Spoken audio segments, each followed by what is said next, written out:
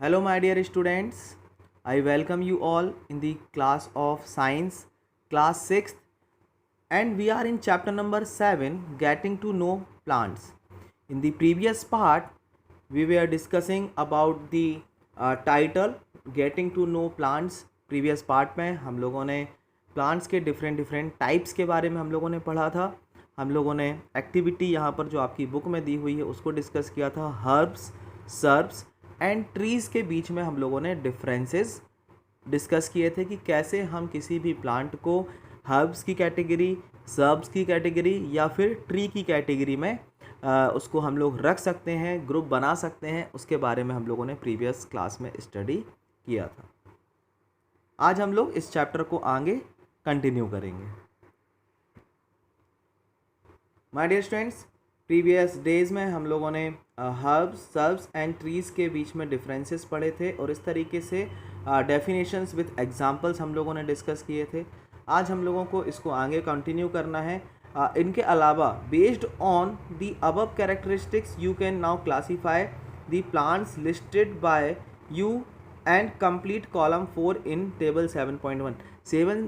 Table number 7.1 जो previous day हम लोग डिस्कस कर रहे थे उसको आप लोग फिल कर पाएंगे नाउ. बट यहाँ पर आप देख सकते हैं पहली wondered what kind of stem the money plant, beanstalk, gourd plants and grapevine have. Do observe some of these plants. How are these different from herbs. आप लोगों ने मनी प्लांट सभी ने देखा होगा. मनी प्लांट्स को आप किस कैटेगरी में रखेंगे? हर्ब्स की कैटेगरी में रखेंगे, सर्ब्स की कैटेगरी में रखेंगे या फिर आप ट्री की कैटेगरी में रखेंगे. आप देखेंगे कि उसकी हाइट बहुत ज़्यादा होती है तो वो बट उसका स्टेम ग्रीन कलर का होता है. सो ये ना हर्ब्स की कैटेगरी में है, ना सर्ब्स की कैटेगरी में है, ना ही ये ट्री की कैटेगरी में है. सो ऐसे कुछ स्पेशल प्लांट्स को हम लोगों ने अलग नाम दिया रखा है.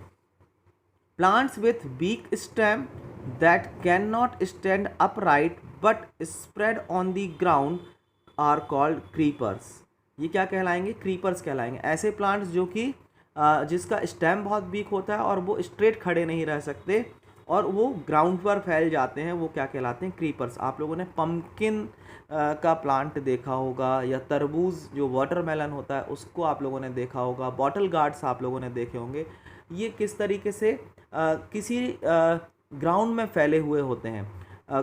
तो इनको क्या नाम दिया गया है? क्रीपर्स दिया गया है. और ऐसे प्लांट्स जो किसी दूसरे प्लांट का, किसी दूसरे स्ट्रक्चर का सपोर्ट लेकर के ऊपर की तरफ बढ़ते हैं, क्लाइंब करते हैं, उनको कहते हैं climber. While those that take supports and climb up are called climbers. वो क्या कहलाएंगे? क्लाइंबर्स कहलाएंगे. These are different from the herbs, shrubs and trees. ये herbs, shrub और trees से क्या हैं? Different होते हैं. Perhaps there are some plants in your school or at home that you take care of. Write down the name of 2 trees, herbs, shrubs or creepers growing in your school or in your house. आप लोग बता सकते हैं. देखिए यहाँ पर climbers का यहाँ पर डायग्राम भी दिया हुआ है कि एक किसी दूसरे प्लांट के जो स्टेम है उसको सपोर्ट लेकर के ये जो मनी प्लांट है ये क्या कर रहा है? ऊपर की तरफ क्लाइंब कर रहा है. सो ऐसे प्लांट्स को हम लोग क्या कहते हैं? क्लाइंबर्स कहते हैं. सो आप यहाँ पर एग्जांपल लिख सकते हैं. नाउ माय डियर स्टूडेंट्स, अब हमें प्लांट्स के जो डिफरेंट स्ट्रक्चर्स हैं, आप लोगों ने पार्ट्स ऑफ प्लांट्स में स्टेम के बारे में पढ़ा है, लीफ के बारे में पढ़ा है, फ्लावर्स के बारे में पढ़ा है, फ्रूट्स के बारे में पढ़ा है, रूट्स के बारे में आप लोगों ने पढ़ा. These are the basic parts of a plant. ये मेन पार्ट हैं प्लांट्स के. सो अब हमें इस चैप्टर में हर एक पार्ट को डिटेल में स्टडी करना है. तो जो सबसे पहला पार्ट है यहाँ पर आपके चैप्टर नंबर 7 में जो दिया हुआ है वो क्या है? Stem. So my dear students, what you have to do, यहाँ पर दिया है observe closely the stem of different plants around you, note down differences, different structure parts borne by the stem, compare you observation. आप अपने observations को compare करें with that of your friend. आप friend के observation के साथ उसको compare करें. What do you find? Stem bear leaves, branches, birds, flowers and fruit. आपको क्या देखने के मिलेगा कि जो स्टेम होता है वो क्या करता है, उसी में ब्रांचेस होती हैं, उसी स्टेम्स में लीव्स होती हैं, और उसी लीव्स के आसपास आपको फ्रूट्स भी देखने को मिलेंगे, बर्ड्स भी देखने को मिलेंगे, फ्लावर्स भी आप लोगों को देखने को मिलेंगे। So there is an activity, activity is related to the function of stem. What is the function of stem, उसके बारे में यहाँ पर दिया हुआ है कि स्टेम का फंक्शन क्या है। What you have to do, आप लोग इस एक्टिविटी को घर पे परफॉर्म कर सकते हैं my dear students. We would required a glass, water, red blue ink and soft stem. आपको एक सॉफ्ट स्टेम की रिक्वायरमेंट होगी। स्ट्रक्चर पिक्चर आप देख सकते हैं कैसे आप लोगों को लेनी है।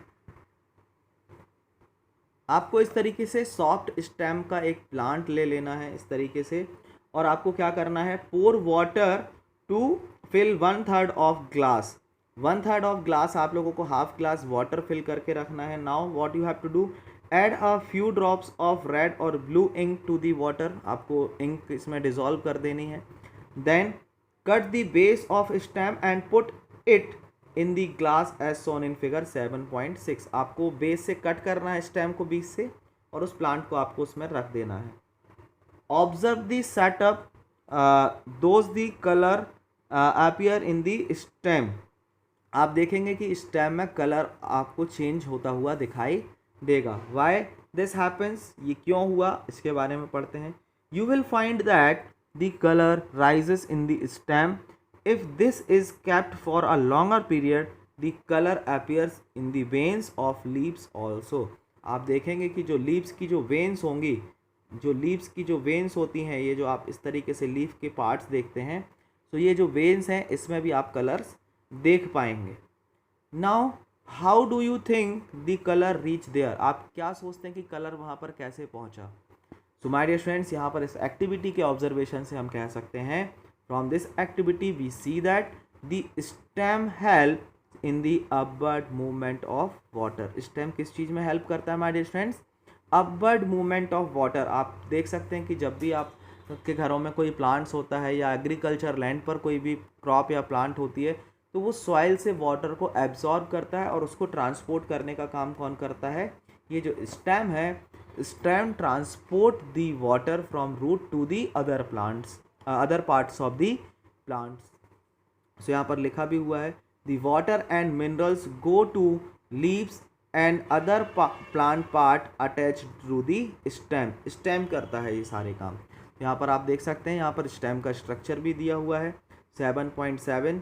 Water moves up the stem and reaches leaves, enlarged view of open end of stem.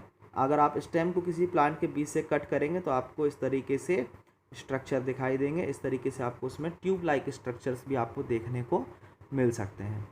So my dear students, आज हम लोगों ने यहाँ पर प्लांट्स के जो डिफरेंट टाइप्स हैं, हर्ब्स, सब्स एंड ट्रीज़, उसके अलावा क्लाइंबर्स एंड क्रीपर्स के बारे में डिस्कस किया। साथ ही साथ हम लोगों ने स्टेम और स्टेम के फंक्शंस के बारे में आज हम लोगों ने यहाँ पर इस पार्ट में पढ़ा है। नेक्स्ट पार्ट में हम लोग इस चैप्टर में प्लांट्स के सेकेंड पार्ट लीफ के बारे में स्टडी करेंगे। उसके डिफरेंट स्ट्रक्चर, लीफ के डिफरेंट पार्ट्स के बारे में हम लोग प्रीवियस क्लास में स्टडी, नेक्स्ट क्लास में स्टडी करेंगे। So my dear students, I hope कि आप सभी लोग इसके लिए प्रिपेयर रहेंगे, और आगे जो अभी आज हम लोगों ने स्टडी किया है उसको भी आप लोग एक बार रिवाइज करके रखेंगे। So my dear students, see you all in the next class. Thank you, have a nice day.